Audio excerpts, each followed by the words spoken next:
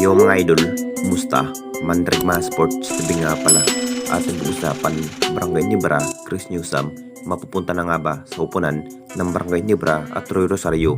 Kumpiyansa pa rin na makuha ang kampeonato ngayong season. Pero bago na nga yan, kung bago pala sa aking channel, huwag mong kalimutan mag-subscribe at i-click ang notification bell para like kang updated sa ating latest upload na natin. So bukas na nga rin sa pagtutuos ng ating Barangay Nibra kontra sa malalakas na SMB mga idol. Masyadong hinahandaan na nga ng Jenkins kung ano pa nga bang magiging result kung makakaharap na nga ang kupunan ng SMB na may Wami Chungsun.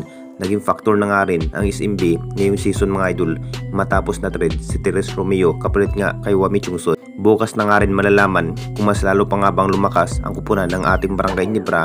Matinding hard practice pa rin ang kinakailangan ng Jenkins para matumbang nga ang ibang kupunan sa malalakas ng ating liga tulad nga ng Eastern at SMB at Converge mga idol. Ang plano pa rin ng ating Jenkins dito mga idol, talagang hahanap pa rin ng bagong player. Posibleng kunin na nga ba ang nasabing player ng Meralco ay walang iba kundi si Chris Newsam mga idol. Marami na nga rin ang nasasabi mga idol, naging pre-agent na nga ang nasabing player kung saan willing na rin ang Meralco management na mapupunta ng ibang kupunan itong si Chris Newsam.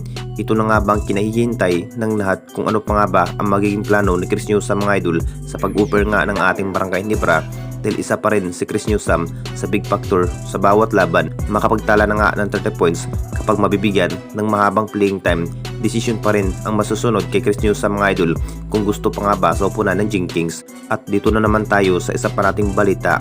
Roy Rosario, kumpiyansa pa rin na makuha nga ang kampeonato ng Jenkins. Alam na nating lahat mga idol, maganda pa rin ang naging performance itong si Roy Rosario sa upunan ng Barangay Nibra kahit hindi pa rin gaano nakapagtala, maraming maitala. Bumawi naman sa assist at rebound mga idol. Si Justin Brownlee pa rin ang nagpupursige sa opensiba.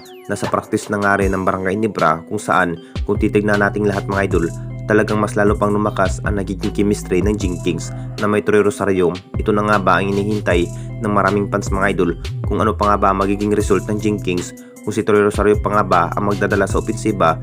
Bukas na nga rin ang pagharap sa malalakas na SMB. May sinabi na nga rin ang nasabing player, kumpiyansa pa rin na makuha nga ang Jenkins ang kampeonato ngayong season. Pagsisikapan pa rin ng ating Barangay Nibra mga idol dahil butas ng karayom pa rin ang pinagdaanan ng Jenkins bago makuha ang kampeonato. Ilang conference na nga rin ng ating Jenkins na hindi na rin nakatikim ng kampeonato dahil nakuha nga ang TNT Tropang Gigant Champion sa ating liga noong nagdaang conference. Anong masasabi ninyo mga idol tungkol sa ating video?